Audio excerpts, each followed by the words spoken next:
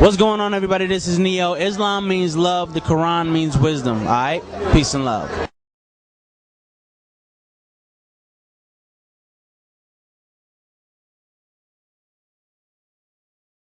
You're so blessed in your life. What do you do spiritually to stay grounded? I represent my family. I try to really just, understand every aspect about the Most High. For me, the Most High is Allah.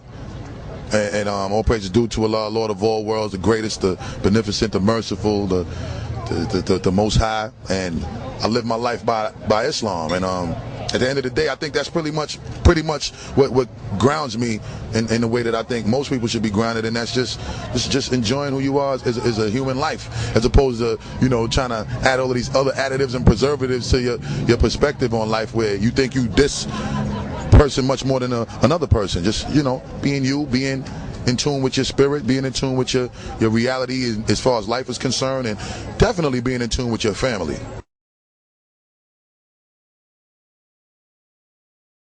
I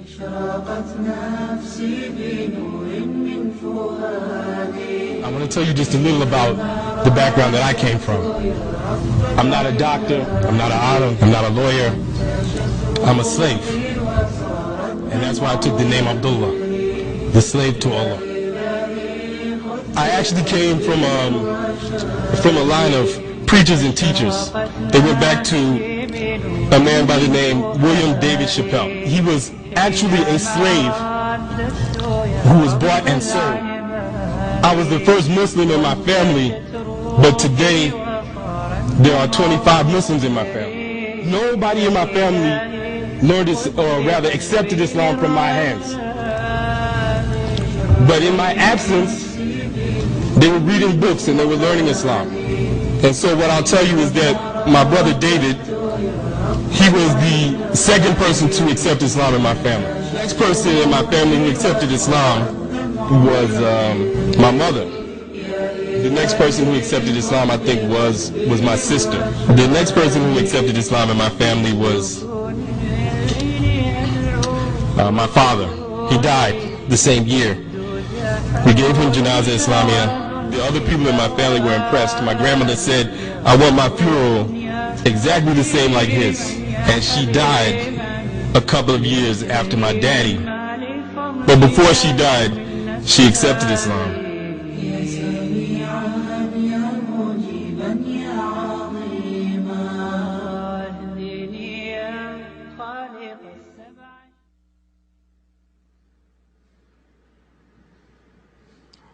Heroes come in all shapes, sizes, colors, and religions.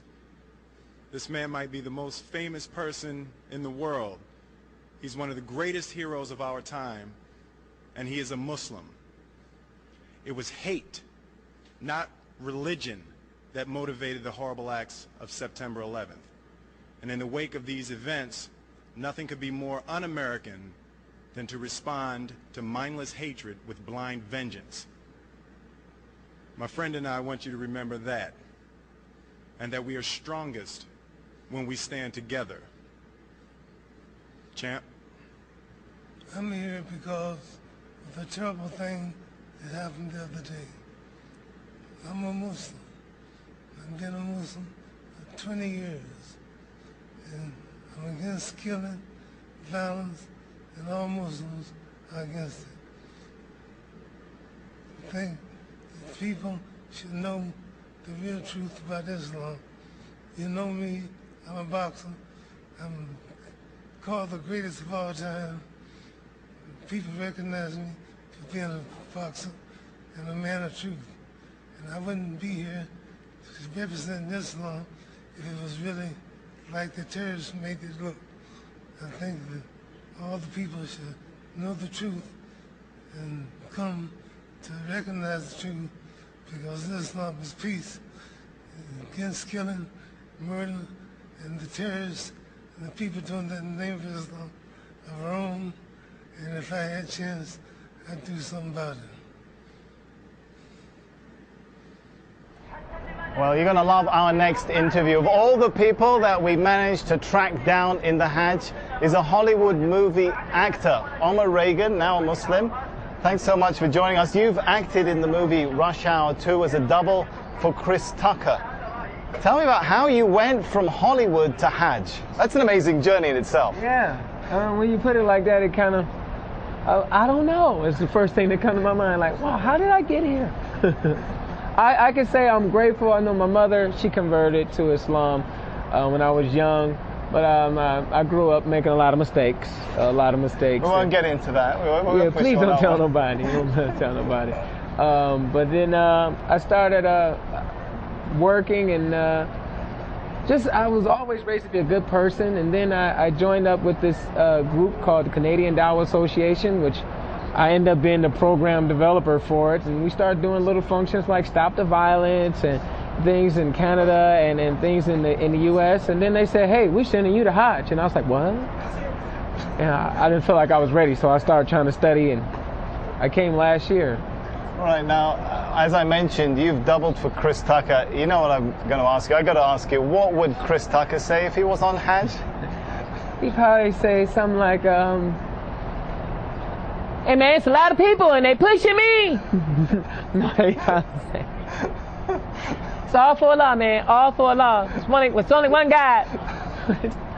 Numerous of things. And you know this, man. You may do this. I got new life.